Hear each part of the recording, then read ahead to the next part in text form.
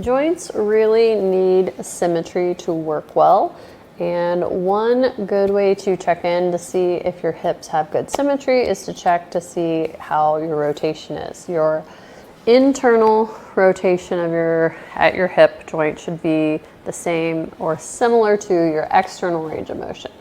So, and if you discover that you have less on one side and then versus the other, or the external and internal don't match up, then there are always some really easy release techniques you can do and mobility techniques you can do to work on that, because you want that ball bearing type joint to run smoothly and efficiently so that it doesn't give you issues down the road with extra wear and tear and irritation of ligaments and tendons that insert around it that's going to give you an injury perhaps down the road. So with checking how well those ranges of motion match up, the first way we're going to try to do it is lying on our stomach. I'm going to do it facing you so you can see. So I'm going to lay down like this, and I'm going to bend my knees, and then I'm going to see how far my right leg drops out to the side.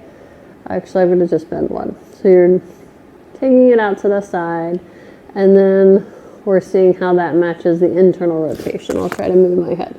So does my internal rotation match my external rotation? It's pretty similar, and we'll look at the other side. So does my internal rotation match my external rotation? And they're pretty matched up.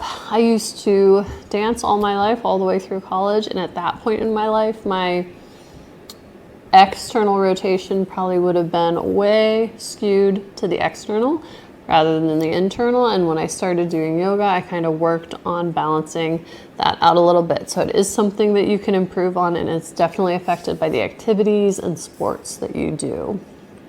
When we're checking on it lying face down, our leg is straight. So the other way we want to check our internal and external rotation is in a seated position.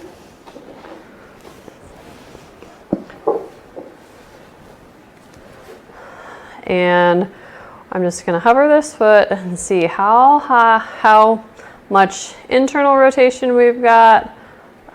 I'll take this versus external rotation. And we see if we can get those to be pretty even. So we've got external rotation and internal rotation. So for me, my internal is a little less mobile than my external, with that 90-degree flex at the hip. So when my leg bone is oriented straight, they're pretty even. When it's oriented at that 90-degree bend, it's pretty close, but not quite. So that gives us an idea of how we want to work that internal range of motion. Is I'm going to want to work on mine at that 90-degree of flexion, since that's where it's lacking at. It's not going to be super helpful for me to do internal rotation exercises with the straight leg, because that's not where I'm lacking it at. So those are all things to keep in mind, and that's what we kind of look at in the office when I am. If you're laying face down on the table and I'm wiggling your foot around, those kind of things, that's kind of what I'm assessing, even if I'm not telling you that's what I'm assessing. So if you have any questions, let me know, and I'd be happy to take a look at you in the office and tell you what would be some good exercises for you to try to even that out.